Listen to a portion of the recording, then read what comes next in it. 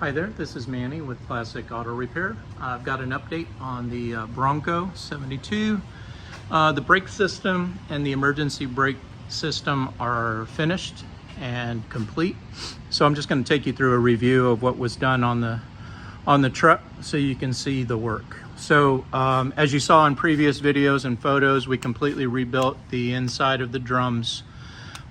Cleaned up all the bearings, all the different parts for the four-wheel drive, greased everything and assembled everything back in here. Painted, detailed the hubs, polished the aluminum on the outside, and we're looking good there. We lubricated all the joints. As you can see, grease coming out of the grease zerks and all the different joints. That way it keeps everything lubricated there. We installed new wheel cylinders on all four wheels, which is, you can see back here where the brake line connects to the wheel cylinder. We cleaned everything and painted all the bolts. Then we fabricated new metal brake lines and 3/16 fittings, connected them to new flex hoses, and those were connected again to another new fabricated metal line that runs across the axle to the ventilation for the axle that goes to a high point on the vehicle in case this is submerged in water. You don't get water into the differentials on the front or the back of the truck. They both have one. This block connects to a brake line, which goes to a new metal line that runs along the frame rail and to the master cylinder. The other line goes to the other side, which connects to another flex hose and connects again to a new wheel cylinder on this side with a metal line right here. All that went in on this side. Up here you can see the bottom of the emergency brake cable. This is the one that goes to the pedal, and it is adjusted and working correctly. This is the other end of the cable that goes to the back. This one here was rusted. The other one was cut and missing parts. Reassembled everything inside of the drums. Same thing with the wheel cylinder, which is back here.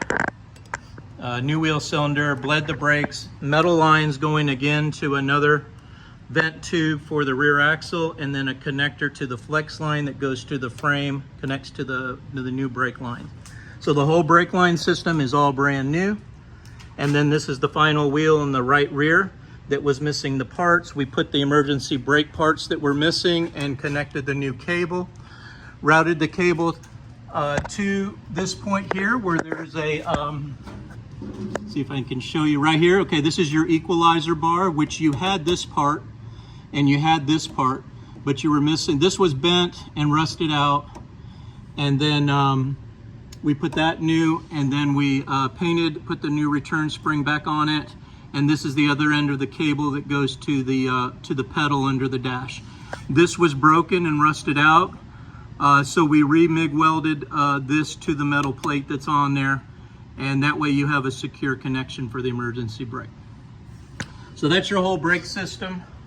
On the top side, you've got a master cylinder that's new, and a new variable pressure valve that I use to tune the rear brake system so that when you push on the brakes, all four brakes are applying the correct pressure, so you don't have a lockup on the back, you don't have it nose diving too much on the front, but there's a magic setting for pressures that I do as I road test the vehicles to get them performing correctly, and that's what this is right here. This is your brake adjuster for the rear brakes. We removed the old proportioning valve, which is sticking, and after 50 years, old engineering, we go with the new style. This is what all new race cars, new performance built vehicles with braking systems don't use a proportioning valve. They use a variable pressure valve.